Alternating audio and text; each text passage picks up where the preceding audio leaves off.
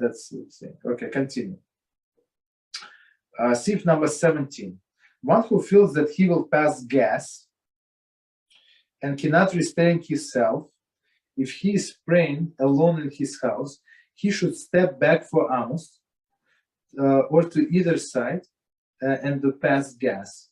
Okay, so let's see the commentary. One who feels that he will pass gas. Commentary. One who can must restrain himself and must as much as possible from passing gas while in the middle of Shemoneh Esrei.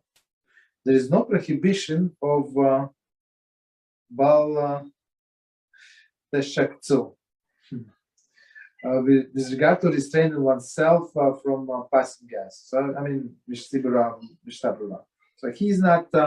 So if he can, I think in most of the times he's capable, unless he has some sickness or whatever, so that he cannot hold himself back.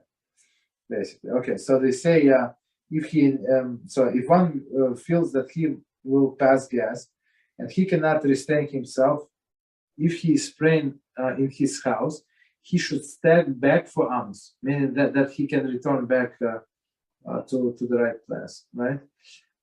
Or either side, as to step back for alms or either side, meaning, but not from to the front, right? So commentary, according to Mishnah Berurah, he may only step backwards and not to his sides. This is so he will be facing the place where he was praying. Thus indicate the desire and return to his prayer. Very interesting explanation, right? So Kitzur says only you can step all the three directions, left, right, on back. Mishnah Berurah said no, you can only step back. This 4 alms, right? Because why you keep in mind that you want to go back.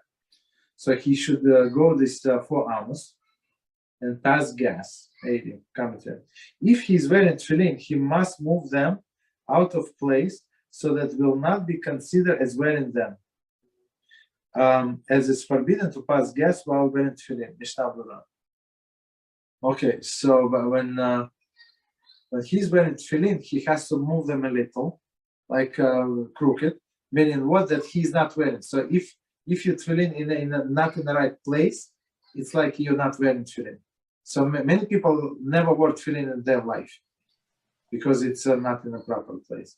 So they say because you're not allowed to pass gas when you're in tefillin, they say put it like to the side, pass gas and then put it back. There you go. In regards to the alms fella, I know we 100% learned it, but can you please remind me where it counts as not the correct place to wear it? Oh, on the arm tefillin? Yeah. So it should be worn like on the mussar, right? And it should be worn like you have the like top of the mussar, right? So like a middle. But it should be worn on this middle, closer to the elbow. Closer to the elbow. Yes, closer to the not. So if this is mussar and you have this side and you have this side, right? So you have to go close to the elbow when you bend it, not close to this. So if it's like behind the middle, closer to the shoulder, it's not valid. Or you understand? Or it's too close to the where you to the elbow. So it has to be like 2 fingers from the elbow. So if it's like exactly in this here, so it's not good. Also, it's not good. It never works. What's it called? Is it okay though if I have it more inside on my bicep? Not too much inside. Just they say incline. So I mean, so you can put your hand like next to your body. So if you cannot, because this tefillin is sticking to your body, that's the problem. Understood. So just one last thing, in regards to, let's say I put it on my lower arm, right?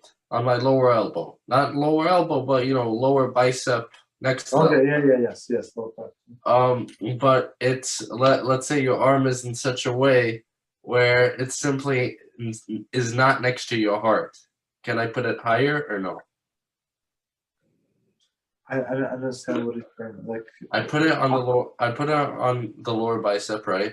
Yes, but it's too much to the inside. No, I'm saying let's say it's at your rib instead of at your heart. The tefillin. No, but our hands are symmetric basically. It has to be pointed to your heart. So I mean, if it's in the right, so we're not going by heart. It says toward your heart. So the main point is the hand, the position on the hand. That's it. Got So it. don't do too much calculations. Got it. Okay. So.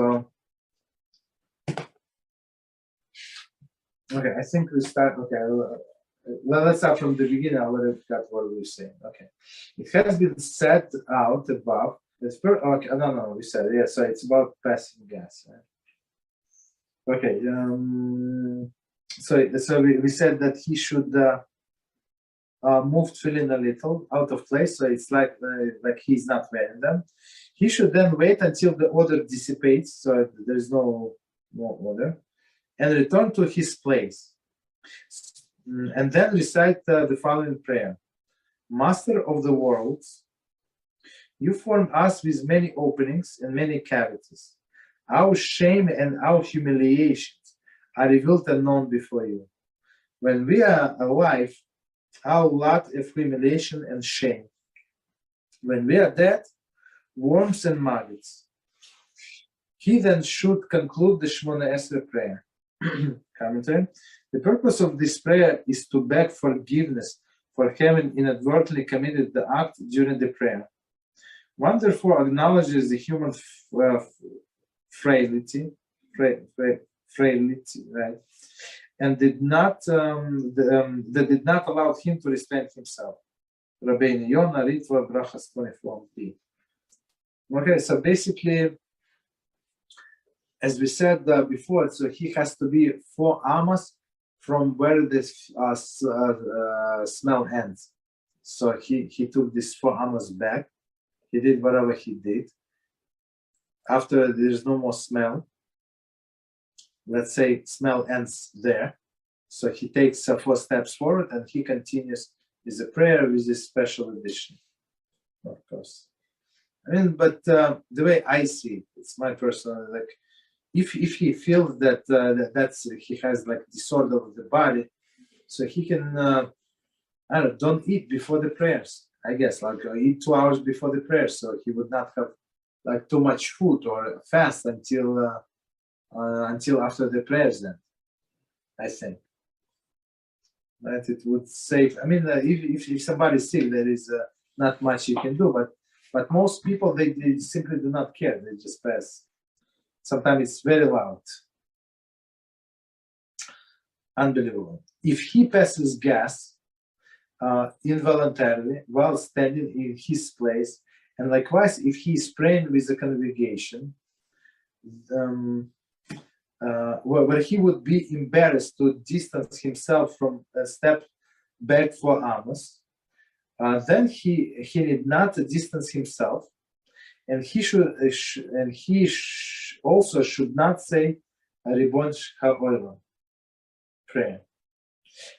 Okay, so we're going to see why. Rather, he should wait until the odor dissipates and then finish praying. I mean, so okay.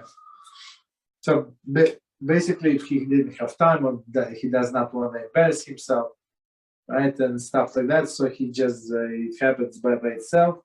So I mean, they say just wait until there is no more smell and then continue. And he's not. I'm not sure why he's not obligated. I mean, nobody can hear him. I mean, he just say it quietly. I'm not sure. Coming to him.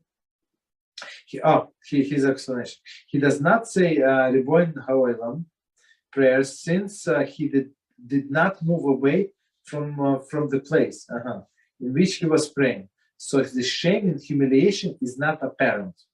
Okay, interesting. However, he should think the words of Ribon HaOlamim HaOlamim prayer before continuing with continuing his Shemoneh Esrei prayer. See Mishnah Berurah. Okay.